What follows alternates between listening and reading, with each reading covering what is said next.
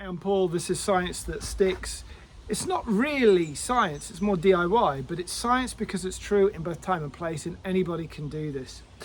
Here's the thing, my fence was falling down.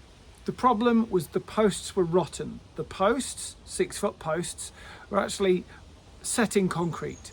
The concrete did not prevent rotting from the post as water got absorbed by it as it fell on it. As a result of this, it got weaker and it starts to move and sway. The more it sways with the weight on it, the more dangerous it becomes. So, what was the first thing I did? I took off all of the pallets, all of the feather boarding where the posts were. I then added some struts in a 90-degree angle to them, which you've seen. They're still there. Now, the next part of that was digging the holes, because I've got to get rid of the concrete. So in order to do something called a Godfather post or a support post, I need to get rid of the concrete that's beneath the post. Now this either means taking the whole thing down or having it stationary whilst I deal with the concrete. Now it would make more sense in one way to remove everything, get rid of all of the concrete, and then put my new fence posts back in, or put the support posts back in. However, the fence has already been lined up to be true, i.e. it's straight. Now, as that's the case, I've dug down, I've used the breaker, which I've shown you pictures of. It's an electric breaker by Bosch. It was on loan from my neighbour. Thank you, mate. That's now done. I've gone as deep as I possibly can do.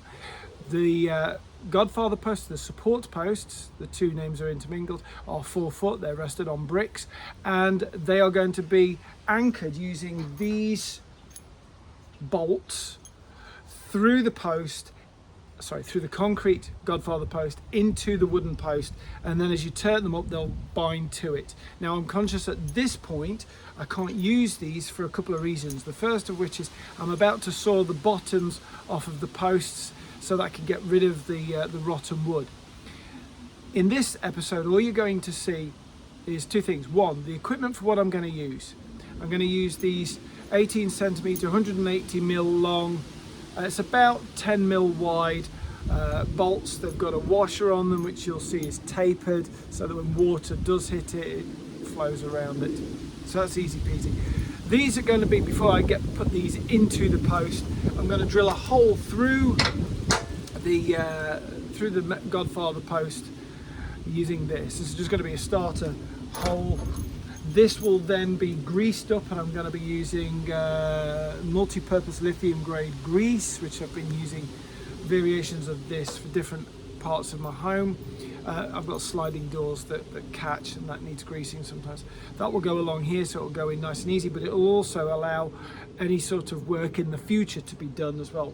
I can't do this today, and the reason I can't do this today is because I'm not at the point of concreting, but I definitely need to make sure that my wood is protected for rain. So today's job is I'm going to be using my saw, my kneeling mat. I bought a new one because this one has seen better days. I might even use both actually.